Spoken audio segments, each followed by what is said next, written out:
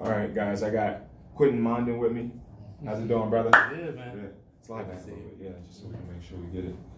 So today we're going to talk about mental health in the Black community, especially Black men.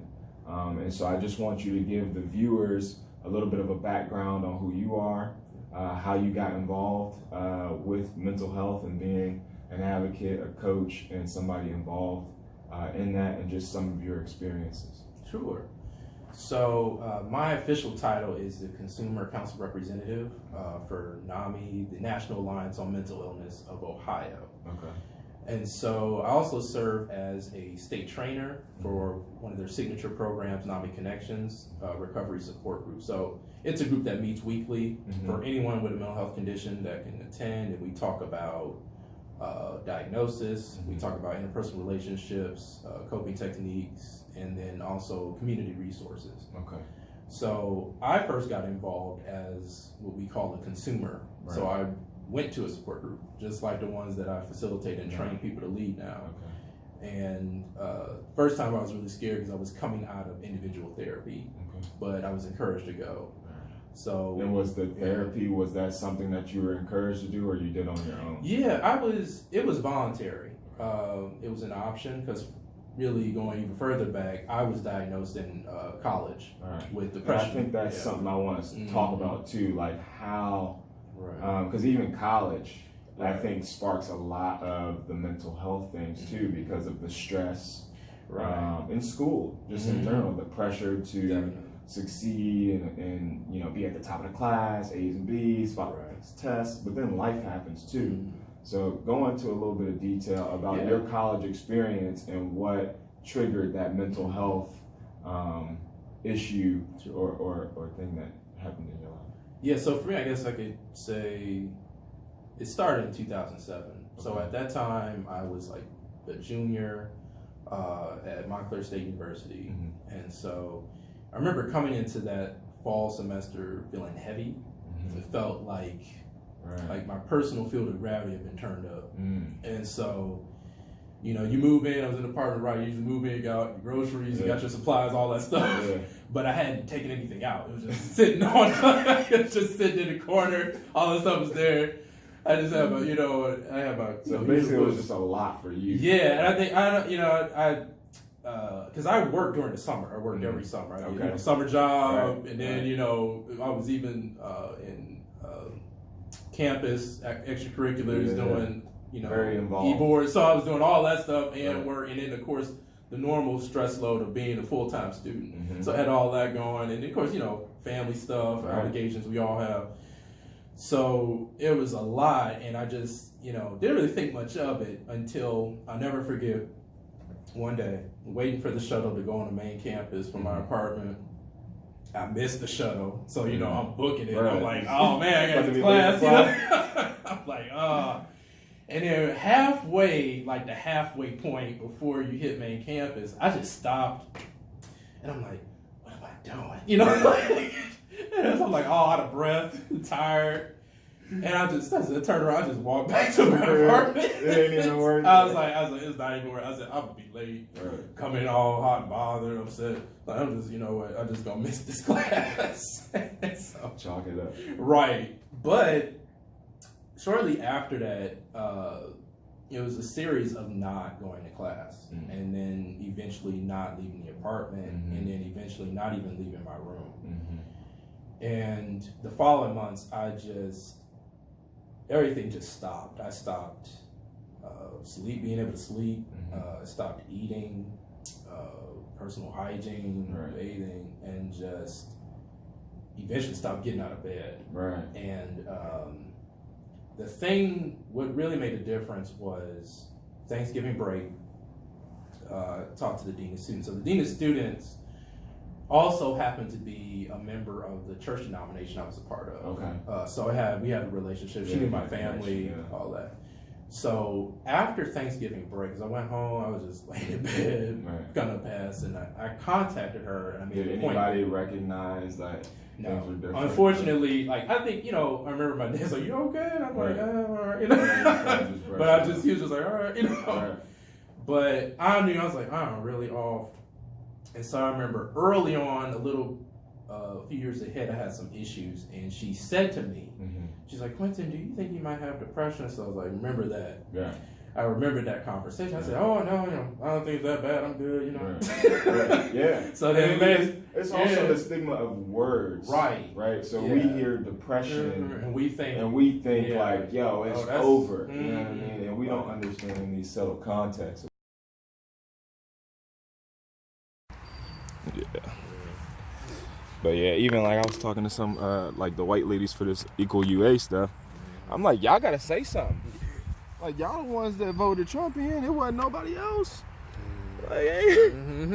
So I was like, yeah. It wasn't nobody else. But, you know how it go. I know. But it's just starting the conversation.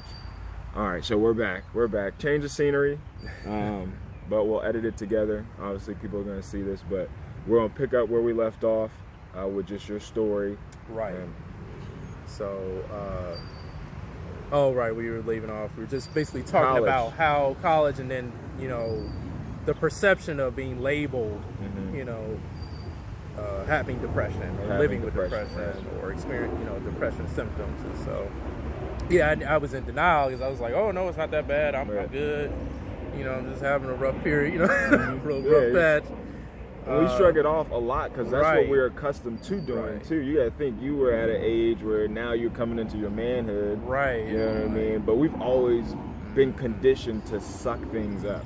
Yeah. And not even like we've probably been suffering with depression and anxiety and all these things for a long time. And then culturally too, you know, in the black community, we pray about it. Right. You know? Everything's a prayer. We just everything. Just pray about it, or you need to, you know. Or, you know, as men, you just need to focus harder, or you need, you know, less distractions and less things like that. And so that was my mindset, you know, what she told me that at that time. But going back, you know, after Thanksgiving break, I set up an appointment. I talked to her. I said, you know, the depression thing we talked about like a year ago, I think I might have that. Right. And that was the beginning of a discussion, and also the beginning of getting help for me. Shortly after that, she connected me to counseling and psychological services. That's what they called them on campus. Okay, yeah.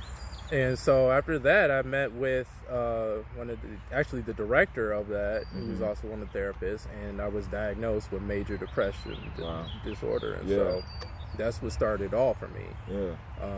And so like from 2007 all the way to 2013, when I started going to support groups, it was just, you know, the next step in my therapy. And that's important because, you know, in the beginning it was talk therapy. Yeah. Then I did some holistic mindfulness things, cognitive behavioral therapy, all of that. But by that point I moved into support groups or peer support. Okay.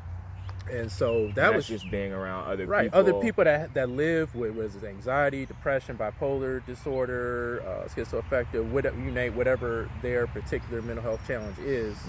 You're just in that community of people who know what it's like dealing with family, know what it's like trying to find work, or go back to school, or start a business, or whatever it is, or even romantic, you know, pursuits, things like starting relationships, other relationships or friendships. And so that was huge. It was a relief hearing someone talk about their challenges, even though they didn't maybe necessarily have depression, but they live with a mental health condition, and it was like, oh man, that's my life, you know? And it was just such a relief hearing that from somebody else. I didn't even know them, but that it just resonated with me right away. So yeah. And in those groups, are they diverse groups? Your psychologist or people that you were getting help from, were those people, did they kind of have any type of familiar background with your situation? Because I know, like, being that we go through a lot of these socioeconomic things too, that weighs a lot on our mental health and how we deal with our mental health, who we feel comfortable talking to, and like the relationship, can they relate? You know, because I feel like too, like it, you know, going to like maybe a mental health place where it's predominantly middle class, upper middle class white people, for instance, or going to a mental health where it's people that it's your direct peer group. You guys may be dealing with some of the same situations. Did that have any type of impact, or did you notice any type of thing with that? Definitely noticed, because you know, being a black man, right, you walk into a room right away, you count like how many other people. I'm sorry, that's just you grow up with that. And it's just, like whether it's school, how many black people in this class? Okay, cool. Right, yeah. Or like somebody, anybody, so but anyway, yeah, right away you kind of notice like, okay, wow, like this age range, like, cause, at the time when I started going, I was mid to late 20s. Yeah. And so you don't see very many young adults talking about, at least at that time for me. Like I said, it was like 2013 when I first started. It was more of like older. You saw some middle age. You saw maybe some Gen Xers, Generation X. You definitely see maybe people in their 60s, 70s. So really, when I started going to support groups, it's we say like 18 to 90, right, so you do see that range. Yeah. But more often it tended to be like middle age, maybe like people between their like mid 30s, 40s. Yeah. You would get some occasional late teens, early 20s, mid 20s, but not often. Yeah. Most of the time they just kind of come in, they kind of maybe hang around for a little while, maybe leave. Yeah. It's just like a one-off for them, just getting a little, just kind of check it out. Yeah. But it was very different. I noticed that right away. But one thing, even with that disparity in the sense of that range, that wide range, it was still relatable. Right. And that was the main thing. Still people speaking to challenges. It didn't matter that they were married. Some were divorced, or had adult children. They still struggle with these issues in relationships, or finding employment, or just everyday comings and going, living in the community, going to the store, or having to deal with things. So it was still relatable on a level. And I still think that's a great touch point too, because I've been able to connect with a lot of older people recently, and even though they're like maybe older white, people, they still have stories. Right. They still have, they're still growing and learning, and me being young, it allows me to kind of ask questions, or even, gain some insights from, their experiences as well, and they can learn about me. Right. And I think that's, something that, even though we talk about, helping our community, like we're all a community at the end of the day, and there's something of value that we can all add, to bits and pieces. How did you end up staying involved? Did you feel like, because now, you're involved in an organization that does this work, how did that come about? So really out of necessity, I was broke. Right. I needed a job. I needed to find work. I remember those early years living here, and it's been almost 6 years now. Okay. And so from 2013 now it's 2019, and I basically, you have to start over. I spent so much time in university, and I was like, okay, I'm working toward this, but I don't have it. So now all of a sudden I'm like, I'm not in school. I don't know what type of job I can get with the skills I have. What did you study in school? I went to school for education, so I was working toward history education. Okay. So I would have been secondary education with a focus on history, so it would have been like social studies, things like that. And so that was my focus. And so initially I'm like, man, what am I going to do? I had to learn some new skills or figure out. And so I got involved with Nami, just like I said, originally just going to groups. But then there came an opportunity, I think the following year, 2014, where they were like, hey man, like you're so great in group, you give such great positive feedback, very supportive of other people, you should be a facilitator. And so I was like, okay, like what do I got to do for that? They're like, well, you just got to take this training, and fill out this application. So I was like, where's the application? Sign me up. I was like, okay, I'll give it a shot. So I did that. And then also that same year in 2014, there was an opportunity in our group to go to the national convention. So Nami is national across America. Okay. And so the convention that year was going to be in Washington, D.C. I think that we met around, 2015? 2015, 24, like in 20, I think it was, 2015. I remember you were kind of just really getting started. I was just getting started. And so, at that point, so I said, oh, really? They said, well, the family that normally goes, like the mother and the son, he lives with schizoaffective disorder. Okay. So they said, if you don't mind rooming with him and just kind of like looking out for him, I said, sure. Right. Oh, I can do that. But just everything will be paid for, your room with him, and your registration, all that. So I said, okay. They get your flight there too? Mm-hmm, yep, wow. And flight. So every full package. And so I said, great. And so, got to go to workshops where they're talking about different issues in the community, the mental health community. And then also, that's, since we live in Ohio, all the Ohio people get together. Right. So no, we had dinner, we even had a Potomac cruise down there. Yeah. But how long were you there? How long was it lasts about a week. So I mean, from I think it's like Tuesday to Sunday. Okay. And so that whole time, I'm just being myself. I'm like, this is great, because that was the first time going to a big national conference, and all these people are either family members or people that live with mental health, and we're just out in public, proud, talking about it. It's just normal people, too. Like, these are everyday things, and I think that stigma, not to cut you off, but we live in such a time where there's just such a stigma around just mental health, depression, the words, and we don't even have an education on what it is. We all can be dealing with something. And just because we haven't been diagnosed, just because we don't know what depression is or mental or what anxiety is or what that weight is that you felt when you were in school, since we don't talk about it, there's just the stigma about it. And I think that's so important, because being like an athlete and playing on a high level and dealing with the amounts of stress that you deal with on the day-to-day basis, or just being a black man, walking and living and being and breathing in the society, we deal with it daily. The psychological traumas that we deal with when we see somebody getting harassed, or we see the constant, police brutality, or we see how people are living in our communities, those are things that we experience daily. And I think, being able to have the conversation to show that the average person, the everyday person, is dealing with some form of anxiety, pressure, depression, so much, even if it's just little.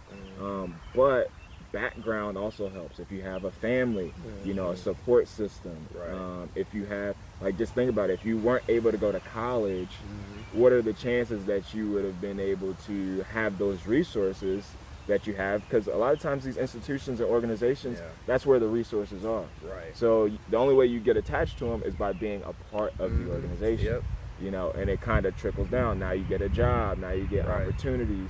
And I think, especially in our community, that's what we have to learn, is that we have to get involved. We have to create opportunities as well for ourselves to build this dialogue.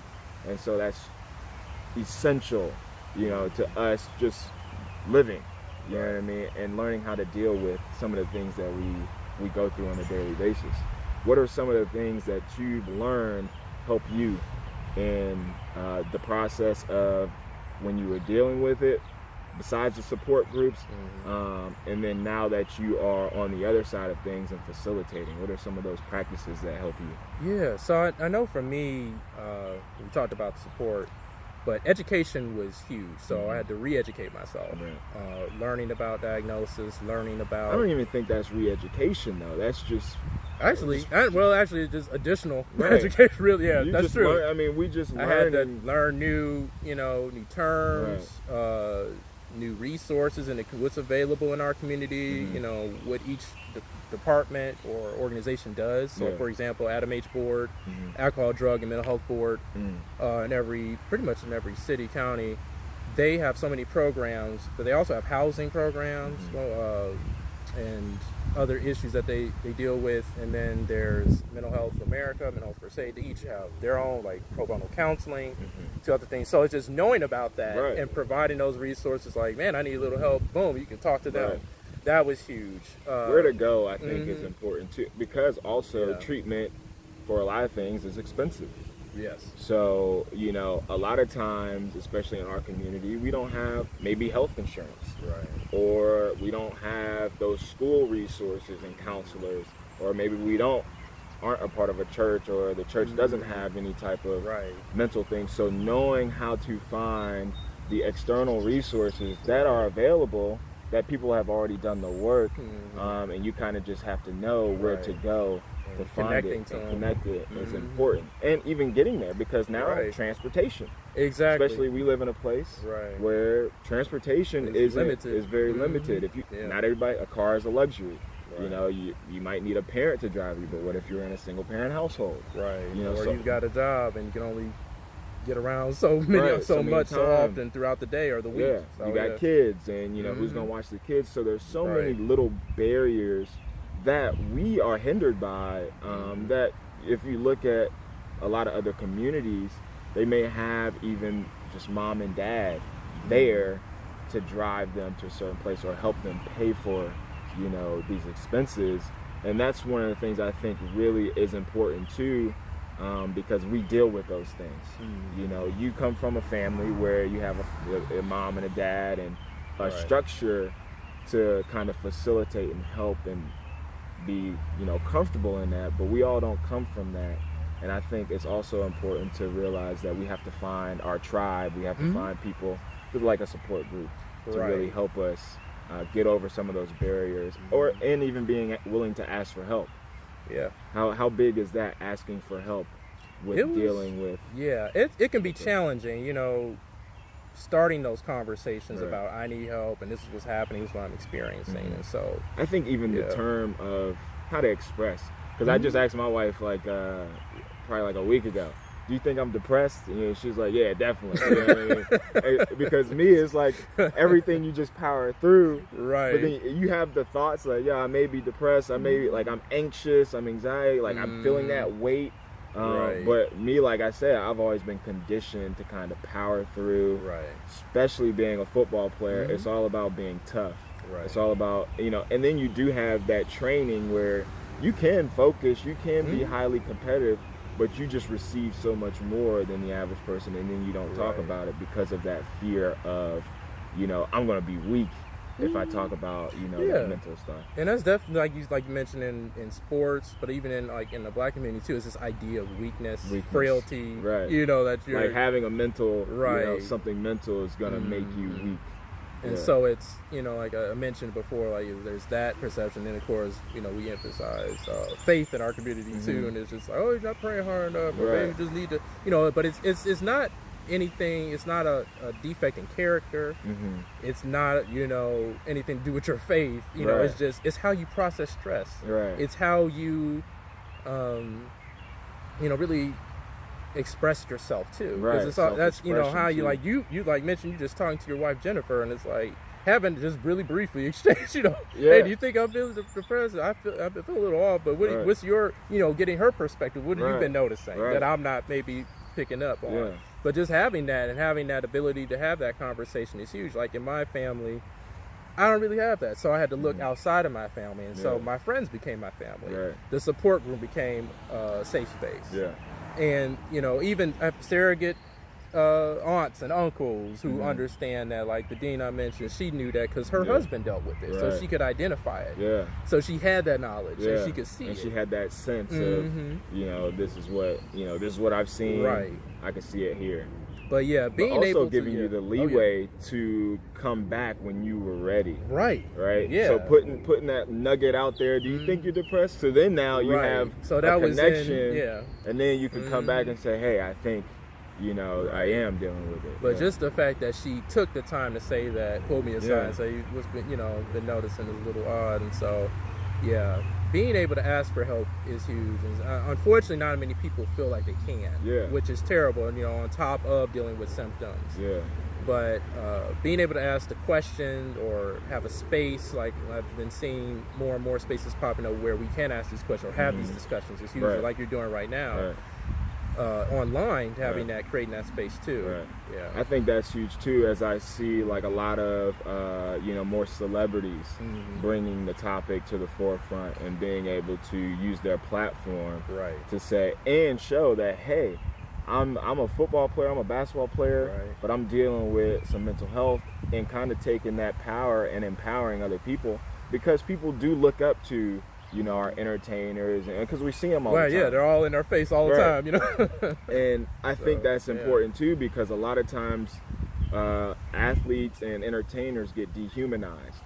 You know, since they are on such a big platform and they do perform at such high levels, people just assume that they don't deal with, you know, the day-to-day human experience of the trauma, of the mental health and things of that nature. So I've been seeing a lot more. I know Charlamagne the God on The Breakfast Club does a great job of talking about it. And being that he's a black man, I think it empowers other, you know, black men to be encouraged to talk about it, to be encouraged to ask questions, because we know that we're dealing with it. You know, just because we haven't been talking about it, we know we're dealing with it, but, you know, we haven't had those kind of leaders step out in front and say, hey, this is mental. This is not just a faith thing. This is not just you having like, this is a holistic thing that we have to deal with in our community.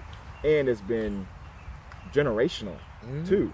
You know what I mean? So, you know, a lot of those things we get handed down from generational things that maybe, you know, grandma and grandpa went through. Talk about, like call them secret keepers in the family. And nobody wants like, to talk about. your great uncle so used to do it. That would have been great to know. Or grandma, or, you know, even dad or mom, somebody, or uncle Bob or somebody dealt with this. And it's like, that would have been really good to know going into that we may have this in our family or susceptible it's to in this. The gene pool. It's just like, well, we'll talk about alcoholism. We'll talk about drug abuse and all these different things. But what leads to alcoholism and a lot of these things too is very important to dive into. And if we don't have the conversations within our families, if our fathers and our mothers, our grandparents are just kind of shooing it away, then the next generation comes in and holds on to the same baggage, and we never really move forward. Right. And so I think that's essential, especially as now that I'm a husband and a father, you know what I mean, to not only for my sake, but, you know, for the future of our family, my son and my wife, you know, so then we can still have better conversations, and my wife can understand, all right, maybe I am feeling a little bit pressured, and she can help me in certain ways, and I can have that. So that's been huge, but we're just now really getting that started. You know, when you think about it, it's 2019, you know, and I think the internet obviously helps get the message out, and that's important. But I think it's also important to have the dialogue and to have professionals like yourself that are in the industry, that have not only just worked in the industry, but you've dealt with it yourself, you know, so you can really speak to it. And help other people feel more confident and comfortable having the conversation around it.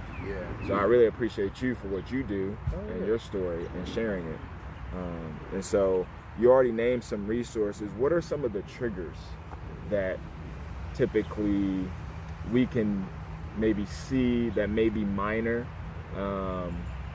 that maybe a parent or a coach or, you know, an educator can be more aware of, because even they don't always get all the proper training to notice if a kid is dealing with some of these pressures or an adult is dealing with some of these pressures. So what are some of those triggers?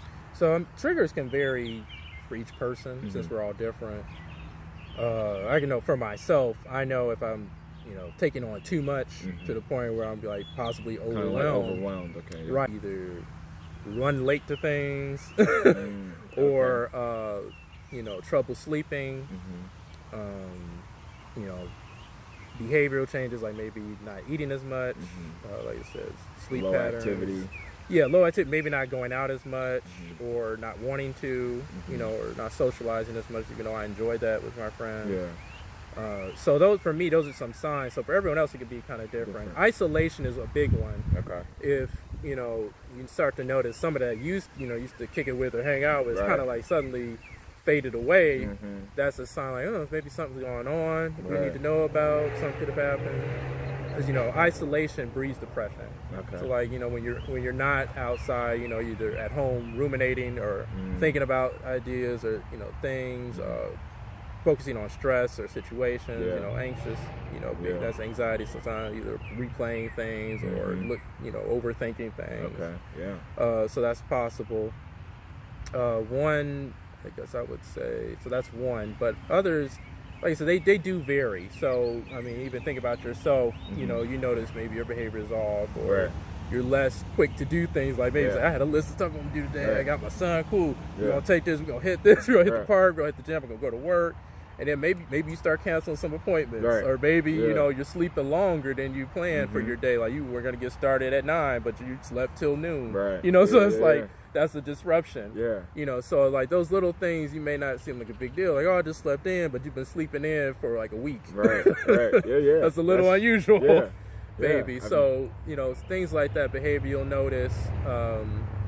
Sometimes people will post things, you know, since we live in a time on the internet, so maybe strange posts on, you know, social media, or even text messages you may get, you know, or maybe some signs. So it, you know, even preoccupation with things, maybe focusing on something a little too much. Okay. So it's just different things you'll notice in change of behavior, focus, mood. You may be a little more irritable, you know, like something that you wouldn't be bothered by would frustrate you. Yeah. Okay. You know, and so maybe like talking to your wife and she's asking you questions like, why you always asking me all these questions, man? Trust me, you know, like it's like stuff like, what about, what is this? What are you, a warden? You know, about what, you know, stuff. So you may flip out a little bit, and she'd be looking like, okay, you know, like, you know, so it'd be something like that, getting a little. You get rubbed a little wrong way, like, you know, look, I told you already. Why you keep asking me? You know? So I mean, that may, you know, if you're in a relationship, you know, sometimes stuff that usually doesn't bother you may start to rub you a little wrong way. So things like that, you may be a little emotionally raw for a reason. A little more sensitive than definitely sensitivity to things like that may start to hit you. But you know, those little things. I know as if I'm irritable too. I'm like, why did I get irritated by that later? It'd be little and I'm like, too. that wasn't even that serious. But, you know. Wow. So those are a few things you may notice in friends or family. Yeah. You know, as their behavior and, you know, just attention to details, those little things. Okay, so, cool. Yeah. That's good to know, because that's something I've experienced. I mean, me and my wife are newlyweds, but we've been, you know, together for a long time. But I've also felt more pressure, more anxiety once I became like an adult. We moved out, you know, started a family and all. I understand. And you know, you do start to have some of those like little irritable, you know, kind of situations that I think is, you know, like if we don't know that, hey, it's, you know, there's something else going on that I need to get help with. It's not my partner, it's not me, but I need to get some help for myself to diagnose, to understand, you know, what's going on with myself. And because I think too, that overthinking thing too, that process of being in your head, you know, ruminating, just sitting there, just going back and forth. I think we all deal with, you know, with that a lot. And understanding like, hey, no, this isn't normal. This isn't my normal behavior pattern. So I think it's essential that we find that and figure that out. Let's see what else I got for you.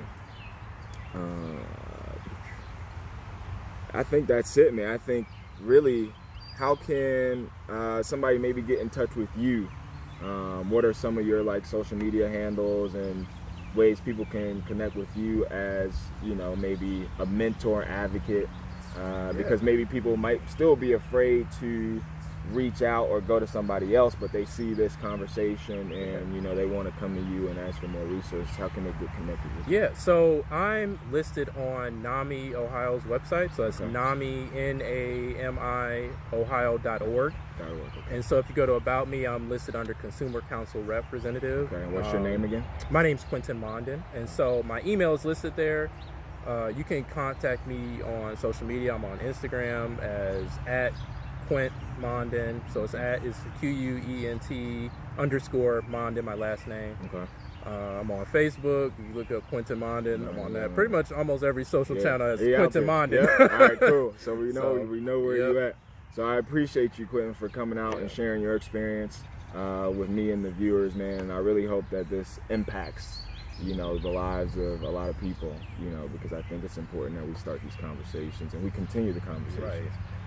So I appreciate you, you know, what you've been able to do and sharing your story, and look forward to the growth, man, of just our community as a whole, especially being out here in Central Ohio. And really creating these platforms and spaces to have these conversations, especially I think for our generation.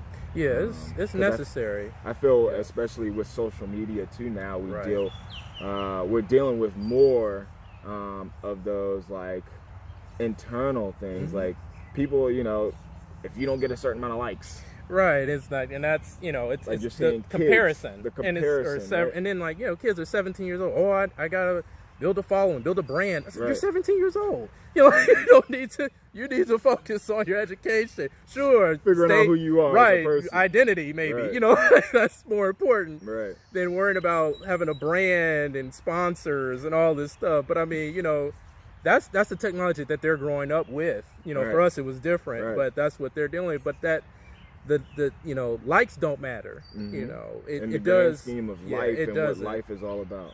The impact that you make, like you're making an impact with this series of videos and your enterprises, you know, and starting these conversations are just important, but continuing them and being able to put them on the social platforms too, because on the social platforms we typically only see the well-produced, well-rehearsed, a lot of times, and we don't see the true, authentic, you know, conversations of, you know, going deeper than, you know, just the facade of, you know, an experience. You know, we actually dig deep to things that the root of a lot of the issues that we deal with.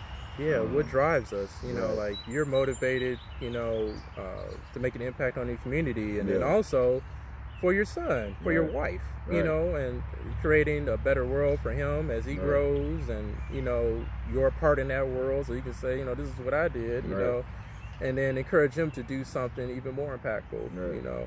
So it's definitely a necessity that we connect with each other in a positive way, and then, you know, facilitate these discussions, and then create space for other people to grow from there, and, you know, have it, like, it's healthy talking about, you know, you may be struggling today, but you can thrive tomorrow. But, you know, there's resources, there's hope for you to get help, to get support. It's out there. And so, you know, you don't have to be ashamed that you're dealing with anxiety or depression, and you can say that. And so I'm encouraged. And know that other people are successful, are living, are, you know, working, enjoying life, having families, traveling you know, the world, you know, and still dealing with it. And it's not just, you know, a one drug fix all, or it's a holistic process. It's a lifestyle. It's something that we always have to constantly be aware of, and be willing to kind of be engaged, you know, in this conversation, even if it's not you dealing with it, but we all know somebody dealing with things. So also asking, you know, friends how they're doing, because I see this a lot, you know, a post on, you know, social media. Ask your strong friends, you know, how they're doing. Because a lot of us, you know, we have that kind of tough, like, bravado. We can help other people, but then we're dealing with our own things, and we sometimes don't know if we're helping everybody else. How do I? You need help too. How do I? Like, who do I go to? Who does the helper go to? You know. You know. So I think that's important. You know what I mean? To understand that, you know, we're all at different cycles and different levels, but the conversation, the ability to understand where resources are and what's available to you, you know, what helps you. I know working out. I tell my wife, if I don't work out, I notice that's when, you know, I'm more irritable. That's when I'm kind of more, you know, in my feelings, or overwhelmed, or feeling pressured. As soon as I work out or stretch, you know, usually I to relieve the tension, or I go for a walk. Going, you know, so like, your head, learning the little things, music. A lot of little things. So there's so many resources out there, but we just have to know where to go and still feel comfortable to do it. So I appreciate you for coming on, man. I appreciate you, man. Yes, sir. We're going to keep it up. And we're just going to keep doing it, brother. That's what it takes.